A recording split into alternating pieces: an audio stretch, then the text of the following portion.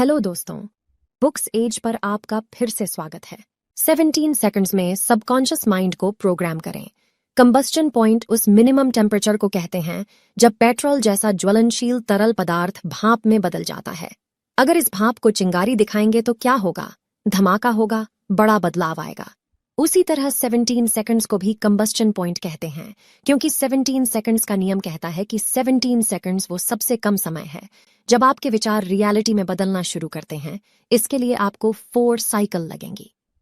First cycle, 17 seconds लगातार किसी एक विचार पर ध्यान लगाने से उस विचार के वाइब्रेशन पैदा होने लगते हैं।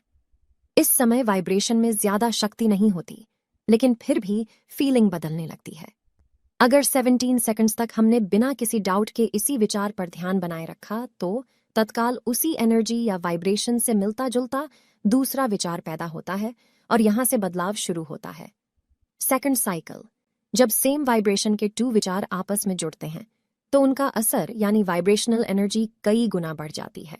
आपका तत्काल उत्साह और ऊर्जा महसूस उस विचार से जुड़े वाइब्रेशन बढ़ जाते हैं।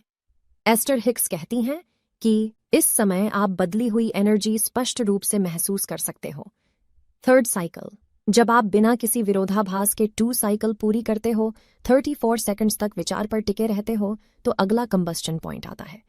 आप तीसरे और ताकतवर विचार को आकर्षित करते हो जिसके वाइब्रेशन यानी फीलिंग्स में बदलाव बहुत स्पष्ट रूप से महसूस होता है। इस समय नए आइडियाज आने लगते हैं। 3 साइकिल यानी 51 सेकंड्स पूरे होने पर तीसरा कंबस्टन पॉइंट आता है। फोर्थ साइकिल, अब आपके विचार और भावनाएं और गहरे होते हैं और सूक्ष्मतम स्तर पर प्रभावित करते हैं। अगला विचार प्रकट होता है। कभी कभी केवल भावना महसूस होती है जिससे आप 17 सेकंड्स तक जुड़े रहते हो और 68 सेकंड्स बाद वाइब्रेशंस इतने बढ़ चुके होते हैं कि वो सच्चाई पर प्रभाव डालने लगते हैं। खुद को हर दिन बेहतर बनाने के लिए सब्सक्राइब करें बुक्स एज को।